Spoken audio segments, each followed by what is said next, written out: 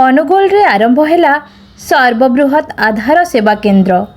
अनुगुल जिल्लावासी को आधार संबंधी सेवा सहजरे जोगाइबा उद्देश्य रे BLS इंटरनेशनल पक्षरु UIDAI रो सहयोगरे सहर रे सर्वबृहत आधार सेवा केन्द्र आरंभ होईछि।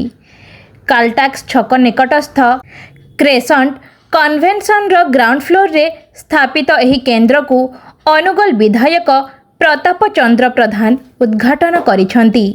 ए पर्यंत आधार पंजीकरण संशोधन और बायोमेट्रिक अपडेट पाई जिल्लावासी को भुवनेश्वर जीवाकू पड़ुथिला। एबे एही समस्त सेवा अनुगुल रे ही उपलब्ध हेबो।